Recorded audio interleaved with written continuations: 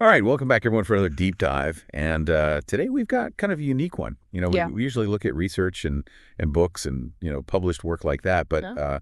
Yeah. today we're diving into something completely different, right? Yeah, this one's kind of fun because it stems from just a random comment that someone received Okay. about how they maintain such a positive attitude and outlook on life. And Yeah. it really kind of sparked a fascinating discussion. So I'm excited to dig into this with you. I am too. And so many people struggle with, uh, you know, negativity bias, Uh, right?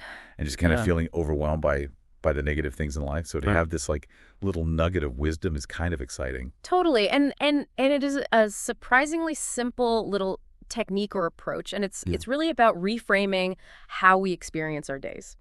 Okay, so set the scene for us. Yeah. What was the comment? What was the core concept here?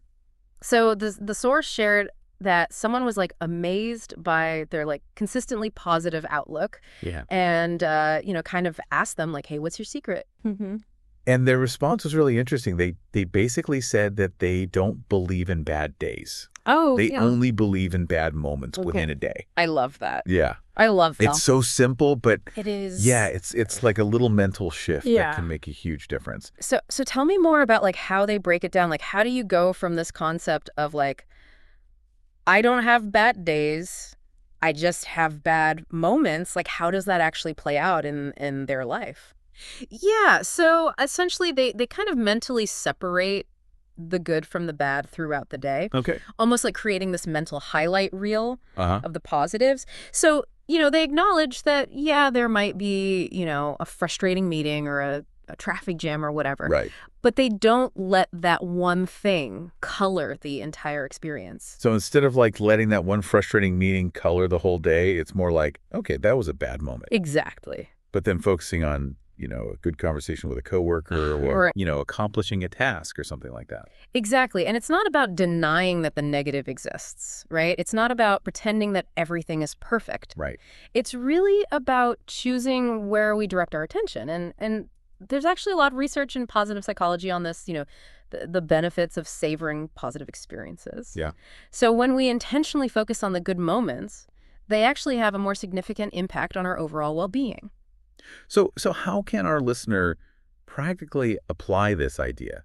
I mean, let's say, their morning commute was a nightmare, their car broke down, they were late to work.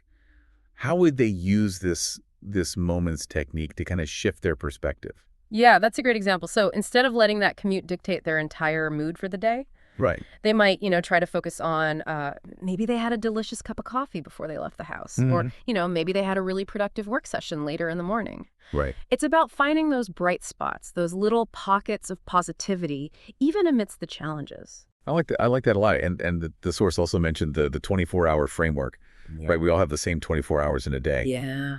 How does that tie into this idea? Yeah, I think that's where the perspective piece really comes in. When we feel overwhelmed by a bad day, it's like we're letting those negative experiences fill up that entire 24 hours. Right. But if we break it down, we realize that there are so many moments within that time frame, Mm-hmm. and we have the power to choose to make many of those moments positive ones. Yeah, it's like that saying, one bad apple doesn't spoil the bunch. Exactly. But instead of apples, we're talking about moments in our day. Exactly. And I think to your point earlier about practical application, one thing to consider is like what defines a moment for you, Mm-hmm. right? Is it 5 minutes of meditation? Is it a quick phone call with a loved one? It's Yeah. really personal and subjective. Absolutely. So you can kind of tailor this to your own life. So what we're taking away from this deep dive, I think, is the potential to really transform our experience of time and increase our happiness by shifting our focus from entire days to these individual moments. Absolutely. And I would encourage you to try it for yourself.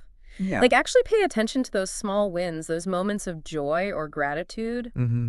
throughout your day, and see if it shifts your mood. You might be surprised by the power of this simple little perspective shift. Yeah, I love it. I think that's a great place to leave it. Thank you so much for diving into this with me today. My pleasure. It's been a fascinating discussion, and to our listeners, we'll catch you next time on another deep dive. See ya.